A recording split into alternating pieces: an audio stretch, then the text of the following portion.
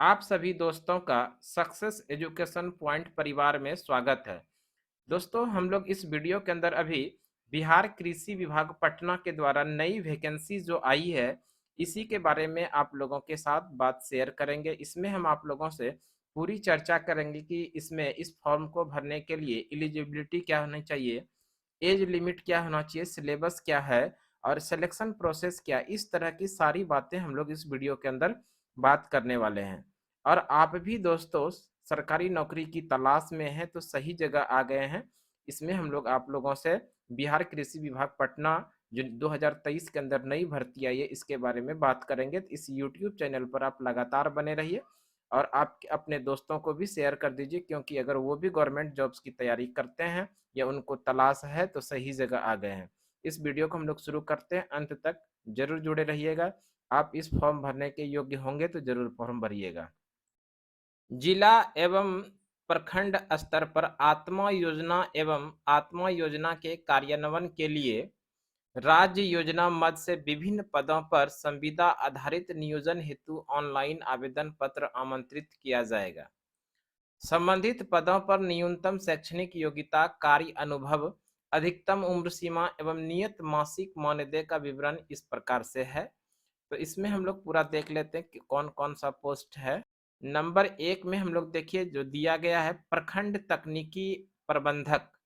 प्रखंड तकनीकी प्रबंधक के लिए जो टोटल पोस्ट की संख्या है वो 288 पोस्ट है।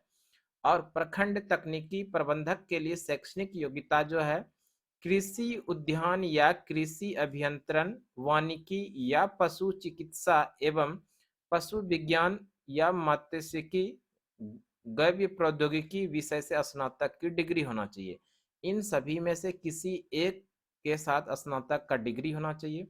और कार्यानुभव की बात करें तो भारत या राज्य सरकार के अधीन के सरकारी संस्थानों, संगठनों, वित्त पोषित संस्थाओं यथा आईसीएसआर, कृषि विज्ञान केंद्र, आत्मा कृषि उद्यान, मत्स्य पशु विज्ञान, डेयरी वानिकी, कृषि अभियंत्रण से संबंधित विश्वविद्यालय, महाविद्यालय आदि के प्रधान पर निर्गत स्नातक के लिए न्यूनतम 3 वर्ष एवं स्नातकोत्तर के लिए 2 वर्ष का कार्य अनुभव होना चाहिए। आगे बात करते हैं, 37 वर्ष विज्ञापन प्रकाशन तिथि के अधिकतम यानी कि मैक्सिमम उम्र सीमा जो है वो 37 होना चाहिए। वहीं पर सामान्य प्रशासन विभाग के संकल्प ज्ञापन 294 दिनांक 7 जनवरी 2016 के अनुरूप। और इसमें आप लोगों को जो सैलरी दिया जाएगा, 30,000 रुपया प्रति महीना के हिसाब से आपको सैलरी दिया जाएगा प्रखंड तकनीकी प्रबंधक के पोस्ट के लिए। नंबर 2 में जो पोस्ट है, सहायक तकनीकी प्रबंधक। सहायक तकनीकी प्रबंधक के लिए टोटल पोस्ट की संख्या 587 है। और इसके लिए एजुकेशनल क्वालिफिकेशन जो है, कृषि उद्यान या कृषि अभियंत्रण, वानिकी, पशु चिकित्सा एवं पशु विज्ञान या मात्स्यिकी, गव्य प्रौद्योगिकी विषय में स्नातक की डिग्री होना चाहिए। और इसमें कोई भी कार्य अनुभव नहीं होना चाहिए। और इसमें उम्र सीमा की बात करें तो 37 वर्ष, विज्ञापन प्रकाशन की तिथि से अधिकतम 37 वर्ष। और गवर्नमेंट के द्वारा जो छूट का प्रावधान वो भी लागू होगा। इसमें आप लोगों को सैलरी जो दिया जाएगा वो 25,000 रुपया प्रति महीने के हिसाब से सैलरी दिया जाएगा सहायक तकनीकी प्रबंधक के लिए। टोटल पोस्ट की संख्या 587 है। नंबर 3 में बात करते हैं। नंबर 3 में लेखापाल है। और लेखापाल राज्य योजना अंतर्गत प्रखंड स्तर पर है। और इसमें टोटल पोस्ट की संख्या 160 है। और इसके लिए एजुकेशनल क्वालिफिकेशन बीकॉम होना चाहिए। और इसमें जो आप लोगों के लिए कार्यानुभव होना चाहिए, भारत या राज्य सरकार के अधीन के सरकारी संस्थानों, संगठनों, वित्त पोषित संस्थाओं यथा आईसीआर, कृषि विज्ञान केंद्र, आत्मा कृषि उद्यान, मत्स्य पशु विज्ञान, डेयरी वानिकी, कृषि अभियंत्रण से संबंधित विश्वविद्यालय, महाविद्यालय आदि के लेखा कार्य में न्यूनतम 3 वर्ष का कार्य अनुभव होना चाहिए। अधिकतम उम्र की सीमा की बात करें तो 37 वर्ष। और आप लोगों को इसमें जो सैलरी दिया जाएगा 22,500 रुपया। नंबर 4 में जो है आशु लिपिक सह लिपिक राज्य योजना के अंतर्गत जिला स्तर पर। और ये आशु लिपिक जो है वो जिला स्तर पर होंगे। टोटल पोस्ट की संख्या 6 है। इसमें क्वालिफिकेशन जो है स्नातक, आशुलिपिक का प्रमाण पत्र तथा कंप्यूटर में 6 माह का डिप्लोमा कंपलसरी है। और इसमें अधिकतम उम्र सीमा की बात करें तो 37 वर्ष, और इसमें सैलरी जो दिया जाएगा 22,500 रुपया प्रति महीने के हिसाब से सैलरी दिया जाएगा। उम्र सीमा की बात करें तो उम्र सीमा जो अधिकतम उम्र सीमा 37 वर्ष है, और मैक्सिमम जो है गवर्नमेंट के द्वारा जो रूल दिया गया है कि उम्र सीमा में छूट, वो भी इसके अंदर लागू होगा। जैसे इसमें देखिए दिया गया है, अनुसूचित जनजाति, अनुसूचित जाति, अत्यंत पिछड़ी जाति, पिछड़ा वर्ग, महिला, महिला को नियमानुसार उम्र सीमा में छूट अनुमान्य होगी। यह छूट पिछड़ा वर्ग एवं अत्यंत पिछड़ा वर्ग पुरुष एवं महिला के लिए 40 वर्ष अधिकतम है, और अनारक्षित वर्ग महिला के लिए 40 वर्ष है, तथा अनुसूचित जाति, अनुसूचित जनजाति पुरुष एवं महिला के उम्मीदवारों के लिए 42 वर्ष अनुमान्य होगी। तो इस तरह से उम्र सीमा में छूट गवर्नमेंट के द्वारा जो निर्धारित प्रक्रिया उसके अनुसार भी मिलेगा। अब हम लोग बात कर लेते हैं आवेदन की प्रक्रिया क्या होने वाला है। आवेदन आवेदन केवल ऑनलाइन ही लिया जाएगा, और ऑनलाइन आवेदन आप लोग 15 अप्रैल 2023 के शाम 5 बजे तक सबमिट कर देंगे फाइनल रूप से। और एक बात ध्यान रखिएगा, कोई अभ्यर्थी राज्य के किसी 2 जिले में एक से अधिक पद के लिए आवेदन कर सकते हैं। काउंसलिंग के पश्चात योग्य अभ्यर्थियों का नियोजन पत्र दिया जाएगा। हम लोग जान लेते हैं नियोजन हेतु समय सीमा क्या निर्धारित है। तो ऑनलाइन आवेदन देने की अंतिम तिथि है 15 अप्रैल 2023 के अपहरण 5 बजे, यानी शाम 5 बजे तक। और इसका ये जो दायित्व है किसके ऊपर, तो कृषि विभाग के अंदर है। उसके बाद draft list of short listing candidates का जो प्रकाशन किया जाएगा वो 18 अप्रैल 2023 को कृषि विभाग के अंदर से ये प्रकाशित किया जाएगा, इसका लिस्ट जिनका की सिलेक्शन होना है। उसके बाद आवेदक अपनी आपत्ति डीबीटी कोषांग कृषि विभाग को भेज सकेंगे 22 और 23 अप्रैल 2023 के बीच। उसके बाद आपत्तियों का निरस्तीकरण, यानी कि आपत्तियों का जो फाइनल रूप से शॉर्ट लिस्टिंग कैंडिडेट का प्रकाशन होगा वो 29 अप्रैल 2023 को ये फाइनल रूप से आपत्ति ठीक करके फिर से प्रकाशन किया जाएगा। आगे है आवेदन पत्र एवं प्रमाण पत्रों का डाउनलोड करना।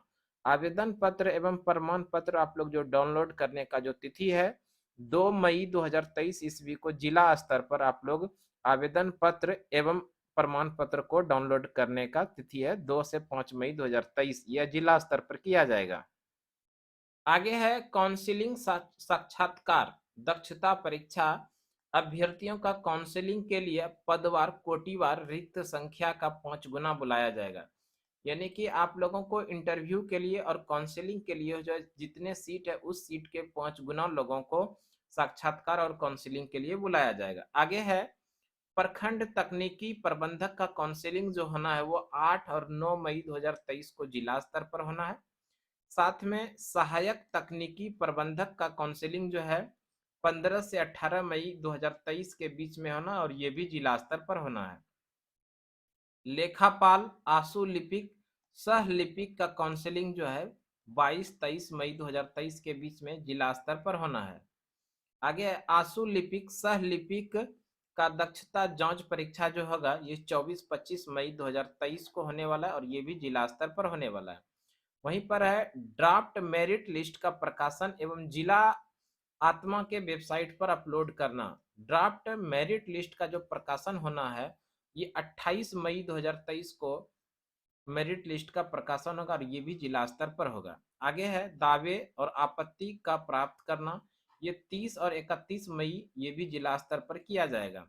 दावे एवं आपत्तियों का निराकरण के पश्चात चयनित एवं प्रतीक्षारत अभ्यर्थियों की सूची का प्रकाशन एवं वेबसाइट पर अपलोड करना, ये 3 जून 2023 को किया जाएगा, और ये भी जिला स्तर पर किया जाएगा। यानी फाइनल रूप से इसका जो सिलेक्शन के लिए लिस्ट निकाला जाएगा वो जिला स्तर पर ही 3 जून 2023 को निकाला जाएगा। आगे है वरीयता सूची के आधार पर 2 गुना प्रतीक्षा सूची तैयार करना, यानी कि 2 गुना वेटिंग लिस्ट में रखा जाएगा। क्यों, अगर कोई भी व्यक्ति फाइनल सिलेक्शन होने के बाद अगर वो ज्वाइन नहीं करते तो उसके स्थान पे जो वेटिंग लिस्ट में रखा जाता है उनको बुलाया जाता है फिर से। इसलिए 2 गुना प्रतीक्षा सूची तैयार करना है। 2 गुना यानी कि 2 गुना सीट के अकॉर्डिंग 2 गुना वेटिंग लिस्ट भी रखा जाएगा। इसमें दिया गया ऑनलाइन आवेदन भरते समय सभी शैक्षणिक योग्यता एवं अनुभव प्रमाण पत्र अपलोड करना अनिवार्य होगा। ध्यान रखिएगा, ऑनलाइन आवेदन करते समय नियत प्रविष्टि के अधीन इंगित आरक्षण का दावा नहीं करने पर किसी भी परिस्थिति में आरक्षण का लाभ दे नहीं होगा। यानी आपको आरक्षण का लाभ लेना है तो उस कॉलम को टिक करना पड़ेगा। अगर नहीं करते हैं तो आपको आरक्षण का लाभ किसी भी परिस्थिति में नहीं दिया जाएगा। और साथ में ध्यान रखिएगा, ऑनलाइन के माध्यम से प्राप्त आवेदन एवं अनुलग्न में कोई संशोधन नहीं किया जाएगा। आप लोग ऑनलाइन जब फॉर्म भरेंगे तो कॉलम बाय कॉलम पूरी अच्छे से अपने नाम, अपने पिता का नाम, अपना डेट ऑफ बर्थ, इन सभी चीज़ों को दोबारा मिलाकर ही फाइनल सबमिट कीजिएगा। क्योंकि एक बार आप लोग ऑनलाइन फॉर्म भर देंगे तो उसमें किसी भी प्रकार का संशोधन नहीं किया जा सकेगा, वही अंतिम रूप से मान्य होगा। अगर किसी तरह का त्रुटि हो जाती है तो आने वाले दिनों में आपके लिए बहुत ज़्यादा परेशानी का सामना करना पड़ सकता है। इसलिए आप लोग फॉर्म भरने के पहले अच्छी तरह से मिलान कर लेंगे, उसके बाद ही फाइनल सबमिट करेंगे। अब हम लोग जान लेते हैं कि ये जो मेरिट लिस्ट बनेगा तो वो किस आधार पर बनेगा। इसी क्रम में सबसे पहले हम लोग जानते हैं कुल प्रखंड तकनीकी प्रबंधक एवं सहायक तकनीकी प्रबंधक के पद पर जो नियोजन होने वाला है, इन नियोजन के लिए मेघा सूची किस तरह से तैयार किया जाएगा। इस मेघा सूची के लिए टोटल जो कुल अंक 100 है, 100 अंकों की मेघा सूची इस प्रकार से तैयार की जाएगी। सबसे पहले शैक्षणिक योग्यता पर अधिकतम 80 अंक। शैक्षणिक योग्यता के लिए आप लोगों के लिए 80 अंक निर्धारित है, जिसमें मैट्रिक में कुल प्राप्त का प्रतिशत, उसके बाद इंटरमीडिएट में कुल प्राप्त का प्रतिशत, स्नातक में कुल प्राप्त का प्रतिशत को तीनों को जोड़कर 3 से डिवाइड करने के बाद गुने करना है 0.80 से। इस तरह से आप कर सकते हैं। परसेंट में 10th का, उसके बाद 12 का, उसके बाद ग्रेजुएशन का, उसके बाद 3 से डिवाइड करके इसमें मल्टीप्लाई करना है 0.80 से। उसके बाद आगे है निर्धारित न्यूनतम अनुभव वर्ष के अतिरिक्त अनुभव वर्ष के लिए अधिकतम अंक जो निर्धारित है। अनुभव प्रमाण पत्र, जो भी अनुभव 1 वर्ष पूरा कर लिए हैं उनको अधिकतम 2 अंक दिया जाएगा। जो 2 वर्ष अनुभव पूर्ण कर लिए हैं उनके लिए 4 अंक निर्धारित है। 3 वर्ष पूर्ण अनुभव हो गया है उनको तो 6 अंक उसके लिए निर्धारित है। 4 वर्ष अगर आप पूर्ण कर लिए अनुभव तो आपके लिए 8 अंक होगा। और 5 वर्ष अगर पूर्ण कर लिए हैं अनुभव तो आप लोगों के लिए, या 5 वर्ष से अधिक है तो टोटल 10 अंक ये निर्धारित है अनुभव प्रमाण पत्र के आधार पर। आगे है अभ्यर्थियों का नियोजन में प्राथमिकता दी जाएगी। प्राथमिकता के तौर पे ऐसे अभ्यर्थी को 5 अंक अतिरिक्त दिया जाएगा। किस प्रकार से, बिहार में अवस्थित विश्वविद्यालय या महाविद्यालय से उत्तीर्ण, अगर आप बिहार के अवस्थित, बिहार में जो विश्वविद्यालय या फिर महाविद्यालय है वहां से आप पास किए हैं तो आपको 5 अंक का अलग से वेटेज दिया जाएगा। उसके बाद है अतिरिक्त योग्यता धारक अभ्यर्थियों को उच्चतर शैक्षणिक योग्यता यानी स्नातकोत्तर के लिए अधिभार अंक के रूप में अधिकतम 5 अंक प्रदान किया जाएगा। आप अगर ग्रेजुएशन के बाद स्नातकोत्तर की भी डिग्री है तो उस डिग्री के लिए भी लाभ दिया जाएगा, जिसमें अगर अधिकतम कितने अंक, 5 अंक। 75% से अगर आपको अधिक अंक है तो 5 अंक वहां से दिया जाएगा, और 60% से अधिक और 75% से कम है तो 2 अंक आपको वहां से बेनिफिट मिलेगा। तो इस तरह से आप लोगों को ये मेरिट लिस्ट बनाने का प्रक्रिया था।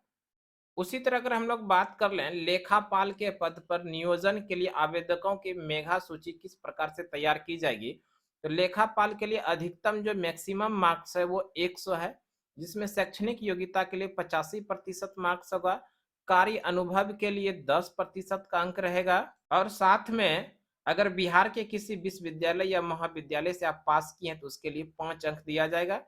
उसके बाद संबंधित पद से संबंधित कोटि के अधिकतम अंक प्राप्त करने वाले अभ्यर्थियों का चयन किया जाएगा। आशु लिपिक सह लिपिक के पद पर नियोजन के लिए मेघा सूची के लिए टोटल मार्क्स 100 रहेगा। शैक्षणिक योग्यता से 75% मार्क्स रहेगा। कार्य अनुभव के लिए 10% 10 अंक रहेगा। और दक्षता जांच परीक्षा से 10 अंक रहेगा। और अगर बिहार या फिर बिहार के किसी भी विश्वविद्यालय या महाविद्यालय से पास किए हैं उत्तीर्ण अभ्यर्थियों को नियोजन में 5 अंकों का वेटेज दिया जाएगा। संबंधित पद के संबंधित कोटि के अधिकतम अंक प्राप्त करने वाले अभ्यर्थी का चयन किया जाएगा। यानी मेरिट में सबसे जो ऊपर आएंगे उसी का फाइनल रूप से सिलेक्शन किया जाएगा। आंसू लिपिक में आप लोगों से टाइपिंग भी मांगा गया है, जिसमें दक्षता जांच परीक्षा के लिए अधिकतम 10 अंक जो निर्धारित है। इस उक्त पद के लिए कंप्यूटर संचालन एवं आंसू लिपिक का ज्ञान आवश्यक है। कम से कम 25 शब्द प्रति मिनट हिंदी एवं 30 शब्द प्रति मिनट अंग्रेजी शब्द में कंप्यूटर का टंकन आवश्यक है। यानी ये टाइपिंग हो गया। 20 शब्द प्रति मिनट हिंदी में और 30 शब्द प्रति मिनट अंग्रेजी में टाइपिंग आपको आना चाहिए। आंसू लिपिक में कम से कम 80 शब्द प्रति मिनट हिंदी में और 100 शब्द प्रति मिनट अंग्रेजी में लेखन का ज्ञान भी आवश्यक है। प्रतीक्षा सूची जो आपको रखा जाएगा, जितना सीट है कोटिवार के अनुसार दोगुना वेटिंग सीट रखा जाएगा। सेवा अवधि अधिकतम 60 वर्षों तक की आयु तक ही सीमित होगी। ध्यान रखिएगा, ये 60 वर्षों तक की आयु सीमित में ही ये फॉर्म आप लोगों के लिए ये सेवा शर्तें रखी जाएगी। भारत सरकार के मार्गदर्शिका राज्य सरकार के राज्य देश के अनुसार नियत वेतन में वृद्धि की जाएगी। ये भी ध्यान रखिएगा, नियत समय समय पर वेतन में वृद्धि की जाएगी। तो इस तरह से दोस्तों हम आप लोगों को बिहार में कृषि विभाग के अंदर जो नई वैकेंसी आई है और उसमें क्या क्या आप लोगों से मांगा जा रहा है वो शॉर्ट में बताने का प्रयास किए। हमें उम्मीद है कि ये वीडियो आप लोगों के लिए जरूर फायदेमंद होगा और आप इस फॉर्म के भरने के एलिजिबल हैं, आपके पास योग्यता है तो इस फॉर्म को आप जरूर भरिए और नौकरी की तलाश में एक कदम और आगे बढ़ाइए। तो आज की क्लास के लिए हम लोग इतना ही। अगले जानकारी के साथ अगले दिन फिर से मिलते हैं, तब तक के लिए धन्यवाद। जय हिंद।